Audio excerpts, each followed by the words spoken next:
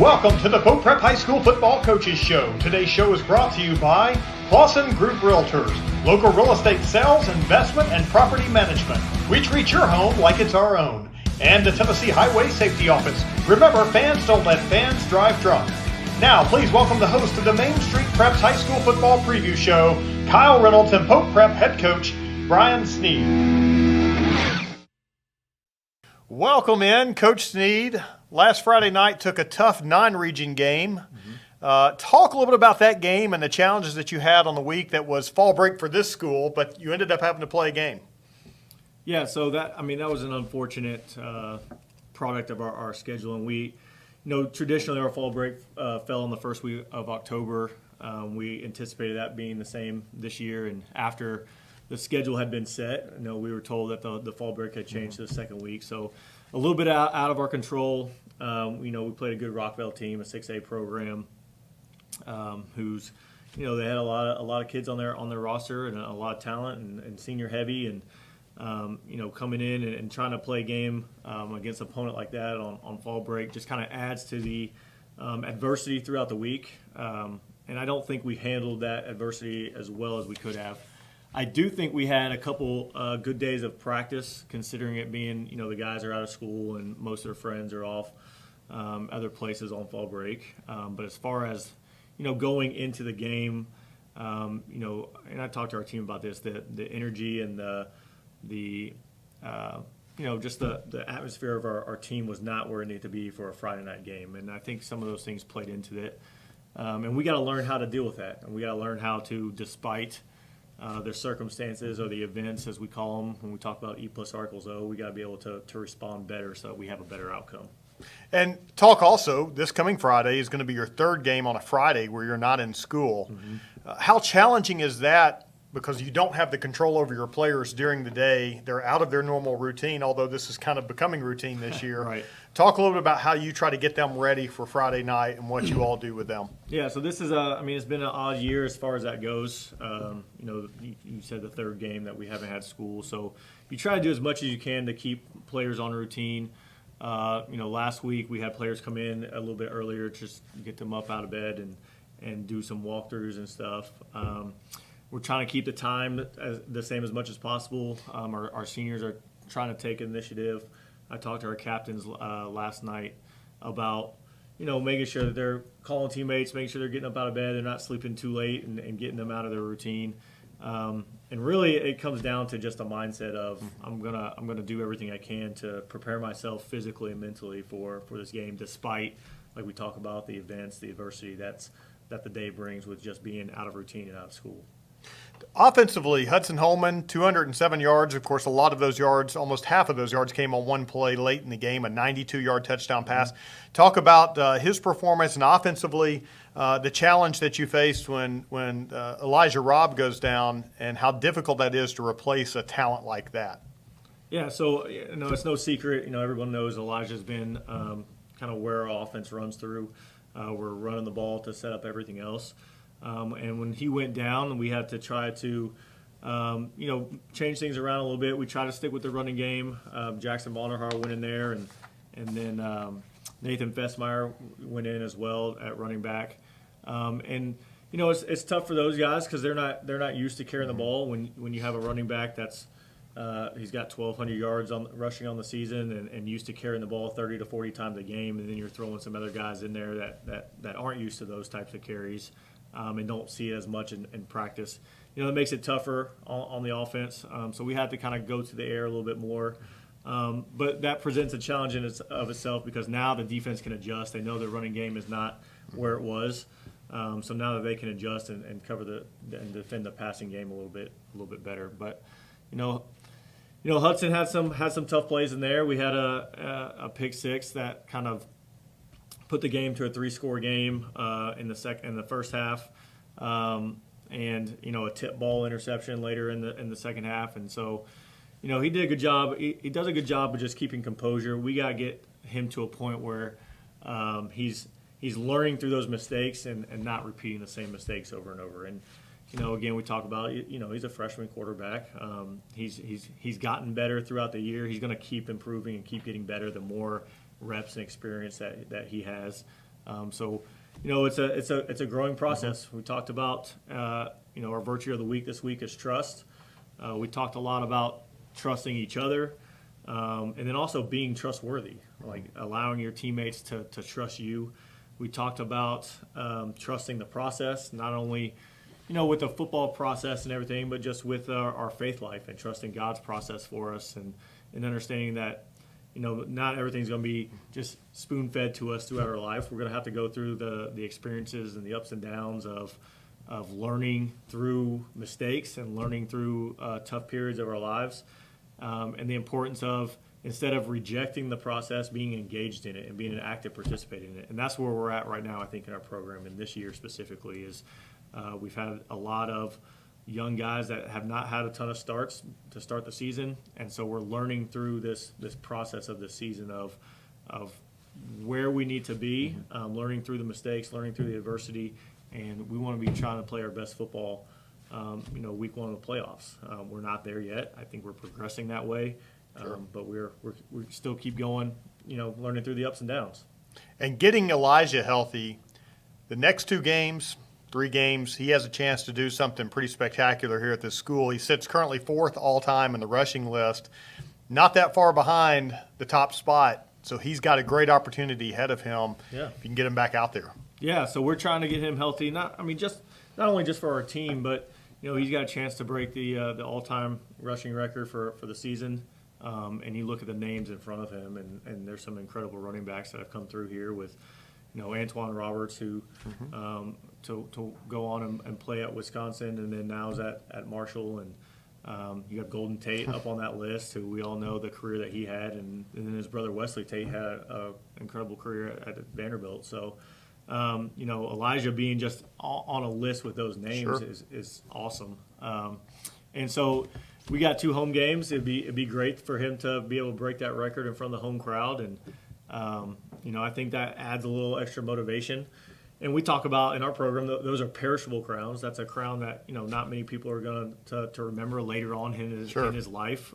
But those are moments that are fun to accomplish. And I told him this week, I said, listen, it's okay to want perishable crowns, and it's okay to work for those as long as you know that those aren't going to sustain you.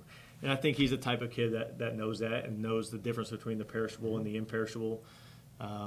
Perishable, obviously, the stats and accolades and all that stuff, but the imperishable, how he treats his teammates, the relationships with his teammates, his family, with Christ, like those are the things we're after. But if we can get perishable crowns along the way, then we want to do that too, and that's what we're after. And the cool thing, there might be somebody out watching this right now, 4, 5, 6 years from now, maybe competing for that same rushing title. It can be taken away from you, and that's what records are meant to be. Yep. Defensive side of the ball, I'm going to name a few names here of guys who had really good nights.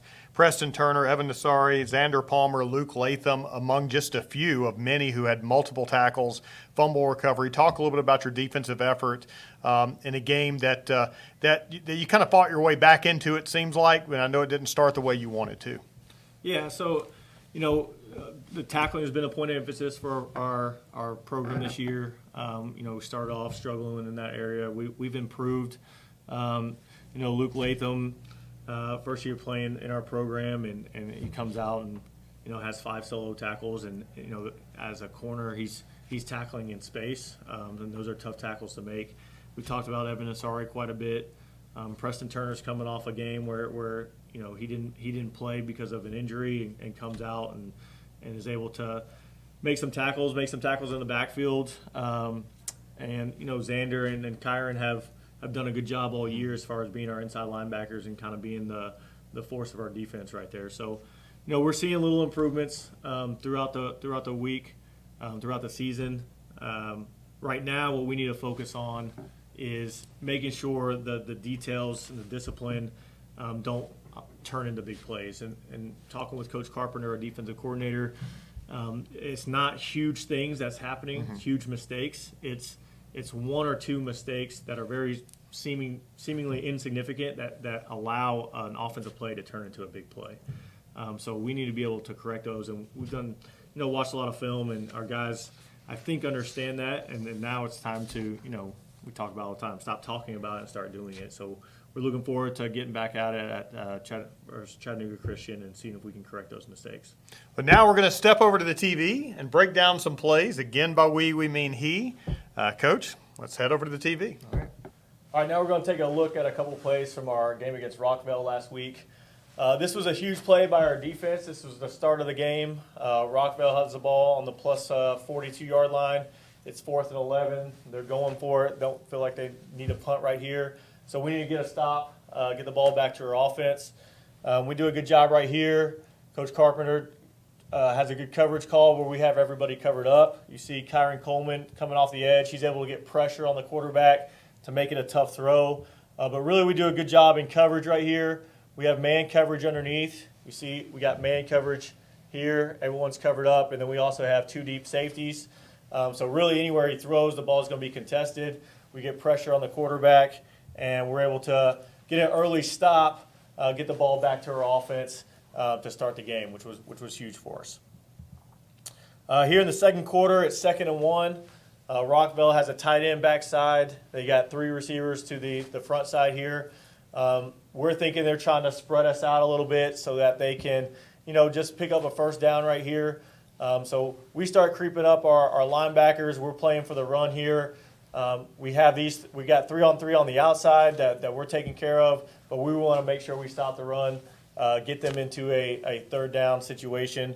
You see Kyron does a good job walking up late, coming flat down the line and getting a tackle on the backfield, and then sets up a 3rd and 3 at midfield, which is what we want. We want to give our defense a chance to get off the field on 3rd down. Offensively, this is a big 3rd and 1 in the first quarter. You can see that we have a heavy formation here. This is a formation that we put in this week for Rockville, and we got 8 guys down here that can block for Elijah, our running back. And again, we talked about all year about numbers game. So we have 8. They got 1, 2, 3, 4, 5, 6, 7, 8. So we have 8 to block 8. And then this guy is going to come down into the box. We don't have anybody accounting for him, but if we feel like we can get up to the safety, we should be able to pick up a first down right here. And I want to show you this from the end zone shot because they do a really good job. We do a good job of just setting a wall right here. So Xander's going to block all the way down to this linebacker. Sam Spicer and Will Johnson do a good job of caving this down. You have Kyron Coleman and Drew Price kicking and wrapping right here. And you can see this thing open up for us. Right there. We got a nice seam right here. We're going to block this guy. That's the safety that we were talking about.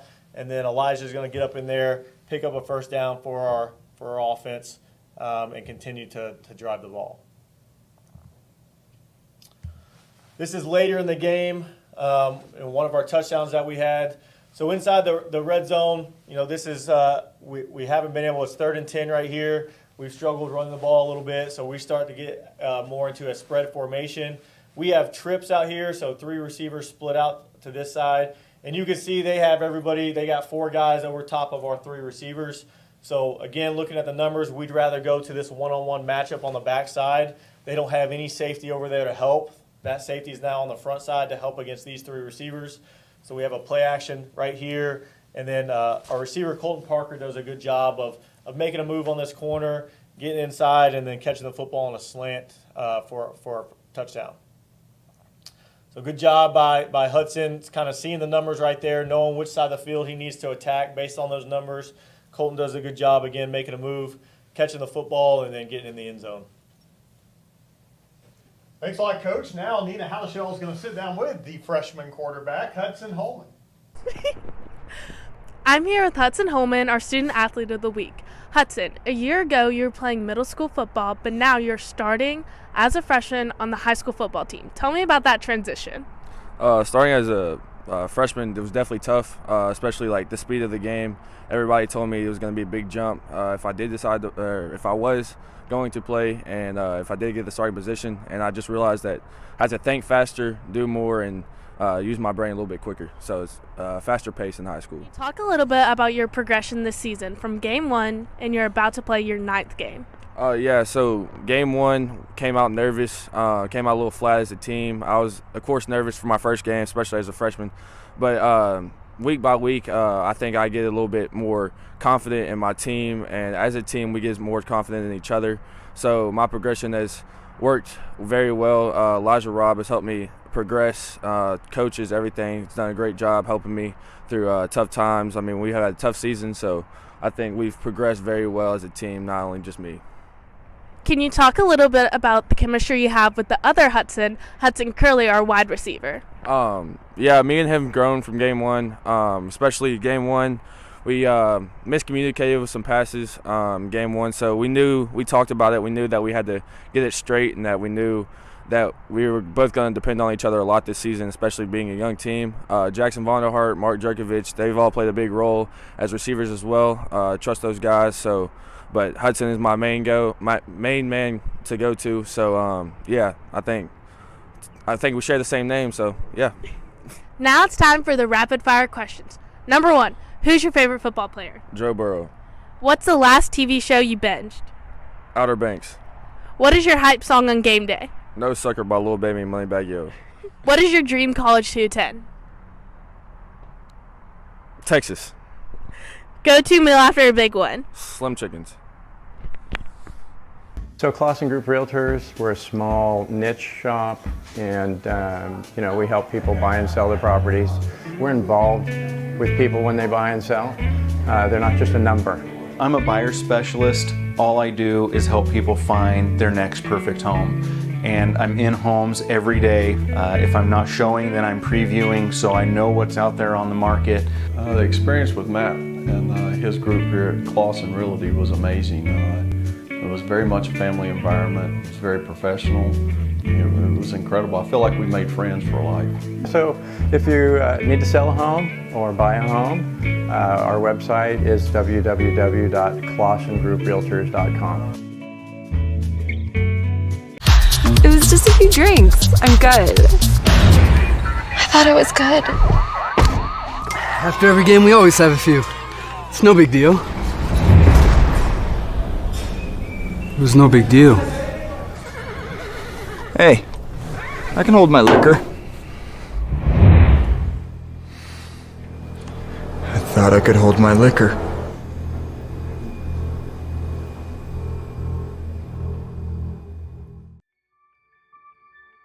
What separates us from other companies in Tennessee, that's going to be our mission to our customers, is to always improve the quality of life. That's from taking care of your pest to a friendly voice on the phone when you call, to a technician that comes out and he's competent, he's going to solve the problem for you. We're considered a full encompassing service, so we're going to take care of 50 plus different pests, and we'll always have your back. Welcome back, Coach. Another out-of-region game, but in the same division this coming Friday night. You host Chattanooga Christian, a team a lot of us are not familiar with because we've not played in that division, but a team that's a very good football team. Yep. That has had a very tough schedule, a lot like what we have had here. Talk a little bit about their schedule, who they've played, and kind of what you're expecting from them. Yeah, so, they've been, since we've been in AAA the past few years, and, they've been in AA. Yeah, we haven't seen them. We've seen film a couple times. Like, they'll play McCallie or Baylor every year. They play some tough games with Knoxville Webb and some of those schools. But they've been a very solid football team over the years in AA football. Deep runs into the playoffs and successful seasons. So, they play a tough schedule. So if anyone's looking at their record and saying 4-4, I mean, that's deceiving. They're a much better football team than a 4-4 record, in my opinion. They're going to look good coming off the bus. They got a lot of talented players. Their line on both sides is big. Their receivers, they have a senior group of receivers that are very talented and fast and do a good job catching the ball, anything that's thrown to them. Their running back is one of the better running backs that we'll see this year. Offensively, they don't do anything fancy as far as formations. They'll run probably 2 or 3 formations throughout the game and just say, this is what we do, and we're pretty good at it, and this is how we're gonna attack you. So, and then defensively, they run a 3-3 stack, which we haven't seen a ton of this year, but they do a good job with that, of kind of having the 3 down linemen and the 3 linebacker stack behind it, and then forcing you to try to throw the ball and create some movement and some confusion up front. So overall, very good football team. I'm expecting a good game on Friday. So we got to have our guys ready to play. You mentioned earlier about not having school on Friday and kind of being an out-of-region game. Like, those are all things that can, mess with someone's mindset going into it. But, you only get a few football games a year. So, we want to make sure that we're ready to play in front of the home crowd. We haven't played in front of our home crowd in over a month, so it's going to be fun to get back at it. What kind of challenge is it? And this is me just asking probably a dumb question, but as a coach, when we're in a new division this year, years past, you always knew kind of what MBA was going to bring, what BA was going to play. Even if the players changed a little bit, you knew their styles ahead of time. So it probably cut down a little bit on preparation. How much of a challenge has it been on your all's end from a coach's standpoint to prepare this year for teams and programs that you're not familiar with, you've not seen, and things like that? Yeah, so the process of preparing for those schools are the same, but you lose that aspect that you just brought up of if you play a team 5, 6, 7, 8 years in a row, like, kind of what to expect from them. And you just see, okay, are there any new wrinkles that to be ready for? When we play Father Ryan, for example, we played them the last 20-something years. We can go back and pull film from 8 years ago, 9 years ago that we have and say, hey, here's some things they did to us, at that time that they're starting to run again, so maybe be ready for these things. When you play a team like Chattanooga Christian where you haven't played before and you don't have a ton of film on, you prepare for what they've shown, and then you just hope that your rules and make sure that your rules on offense, your rules on defense are going to take care of all the extra stuff. So you don't have quite as much information on them as those other schools, and as we're staying in Division II AA and we start playing them more often, teams like that, you'll be able to get a better feel for and have a little bit better preparation as you go on. And the challenge is, too, when you get late in the year, obviously injuries pile up. Maybe guys are going to play, maybe they can't go during the week. What kind of challenges does that present for you all to try to get your team ready when you may have a guy standing on the sidelines during the practice week? Is it a lot of mental preparation? Mm-hmm. Yeah, so, that's the only thing you can do at that point is the mental preparation part of it. So, for example, we have a guy that we're expecting to play on Friday, one of our offensive linemen that had to sit out yesterday's practice. So I told him, hey, you need to stand behind your position, and you need to make sure that you're making every call that you would be making as if you're in the practice, in the play, making sure that you're communicating just like you were. And so when guys understand how to do that, that's going to help them prepare, even if you can't prepare physically. Most of the physical preparation at this point in the season is done. The amount of improvement that you're going to make in week 10 or 11 is not as much as the improvement that you would make from week 2 to 4 or 2 to 3, because you've been practicing the same things over and over again. You kind of have the process down as far as practice. So now it comes down to how well can you prepare mentally. Are you reading over the scouting reports every night? Are you like you said, when you're not in, are you making those calls and acting like that you're in the practice, at that time? So, and then, sometimes it's good for those backup guys to get in and get a lot of practice reps, because sometimes throughout the season they don't get as many live reps, especially in practice. So it's good for those other guys to get in and see some reps, so that if there is their turn to be called on Friday, they're going to be ready to go. We're going to send it to Nina Haldeshell, one of your seniors, Thomas Ajak. Mm-hmm. She's going to visit with Thomas Ajak. Talk a little bit about, this senior class. We're going to have senior night here next Friday night. It's a smaller than normal senior class. Talk a little bit about the impact that Thomas has had on the program and his years here at Pope. Yeah, so Thomas is, he was selected as our fifth captain last week. We always select a team member that is doing the things that we expect them to do as far as choosing a shield and living and competing like Christ and those things throughout the week, and kind of celebrate them as far as letting them be a captain for the week. So Thomas was that for us last week. He's a guy, he's continued to work while he's waited. And that's something I think is lost between some athletes in Sure. every sport. Everyone wants to be in the spotlight from day one, and sometimes they lose that motivation to continue working and getting better when they have somebody in front of them. And he's had some really good players in front of him over the last few years, and he's continued to work. He's continued to get better. He's continued to improve in the classroom and kind of do the things that we're challenging him to do. And so he's being rewarded with some playing time on Friday night, and being announced as a fifth captain for the week. And I think it's an example to players in our program, and maybe want to be a part of our program, that guys are always evaluated. It doesn't matter if you're playing every snap on Friday night, or maybe you're just only playing the JV games or in practice. Like, you're going to continue to be evaluated, and when you show that you're ready to do it, like, we're going to give you a shot to do it. We're going to put the 11 best out there. He's done a good job to help us and push us in practice, and he's continued to get better. He's, from his freshman year to his senior year, he's improved tremendously, which is fun to watch. Excellent. Nina, take it away. When we come back, we're going to look at film for Chattanooga Christian this Friday night.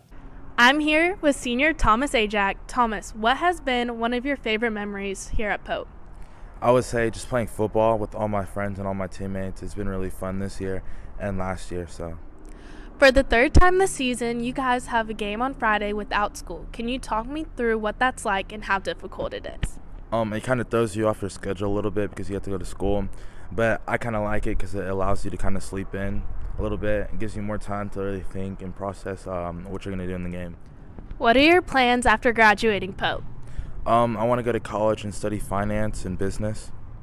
Now it's time for the rapid fire questions. Number 1, who's your role model? I'd probably say my older brother. What's the last TV show you binged? Suits. What's your hype song on game day? I like to go different. Sometimes it's like different every day. Probably go by Skrilla, Kodak Black, or Pink Plus White by Frank Ocean. Dream college to attend? Tennessee. And go-to meal after a big win? Probably like chicken and rice or something, or cereal. Okay, thank you, Thomas. Now we're going to break. Watch it! Did that guy even see that girl on her bike?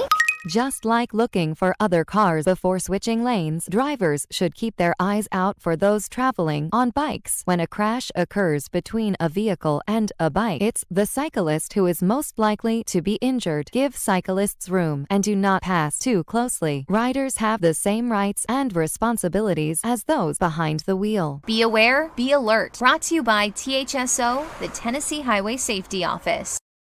So Clausen Group Realtors, we're a small niche shop, and we help people buy and sell their properties. We're involved with people when they buy and sell. They're not just a number. I'm a buyer specialist. All I do is help people find their next perfect home. And I'm in homes every day. If I'm not showing, then I'm previewing, so I know what's out there on the market. The experience with Matt and his group here at Clausen Realty was amazing. It was very much a family environment. It was very professional. It was incredible. I feel like we made friends for life. So if you need to sell a home or buy a home, our website is www.clausengrouprealtors.com. What separates us from other companies in Tennessee, that's going to be our mission to our customers, is to always improve the quality of life. That's from taking care of your pest to a friendly voice on the phone when you call, to a technician that comes out and he's competent, he's going to solve the problem for you. We're considered a full encompassing service, so we're going to take care of 50 plus different pests, and we'll always have your back. We're going to take a look at a couple plays from our next opponent, Chattanooga Christian.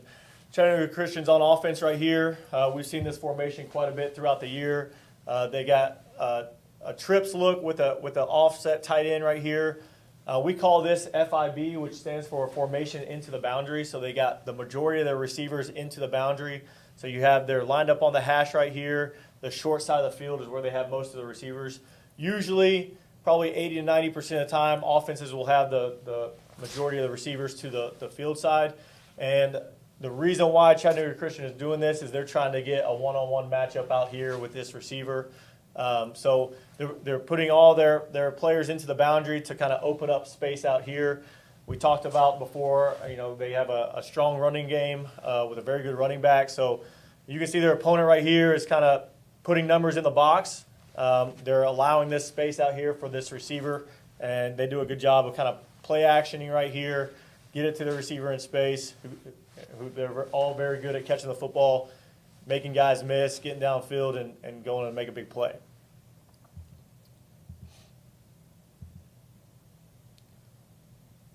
Defensively, this is a good look. Chattanooga Christian's in the white right here. Again, they're playing a 3-3 stack defense that we haven't seen a ton this year. But so they'll have 3 down linemen. They'll have 3 stacked linebackers right behind them. And then they'll play 2 high coverages sometimes. They'll roll down to cover 3 with a 1 high coverage, and they do a good job mixing that up. They'll mix up man coverage right here and zone coverage. But they got a good defensive line. You can see them come off the ball right here, create penetration into the backfield, causing havoc in the run game. And their linebackers do a good job flowing, getting downhill, and stacking it right there, putting the opponent in a second and long situation. So we got to be able to come off the ball, fire off the ball, get up to the second level, block these linebackers, and then hopefully get our running back in space against their secondary. Awesome stuff, Coach. Friday night back home, you get the great opportunity to do the night walk, which is one of the cooler things I've seen in high school sports, right down Tailgate Row. Yep. Talk a little bit about that as you walk into the stadium. Yeah, so 6:05 every week that we have a home game. We go take our team, we walk them out through Tailgate Row. Families, fans, everybody's out there excited. Getting our guys. It's fun to see the support of the community. And to have our players walk through that and know that they're supported on Friday nights is a fun feeling. So Friday night, be here. Coach Sneed, good luck, sir. Yeah, All right, thank you. You've been watching the Pope Prep High School Football Coaches Show with Kyle Reynolds and Pope Prep head football coach Brian Sneed. Join us each week at this time on Main Street Media TV to get the latest news about Pope Prep High School football. The Pope Prep High School Football Coaches Show was brought to you by Clausen Group Realtors and by the Tennessee Highway Safety Office.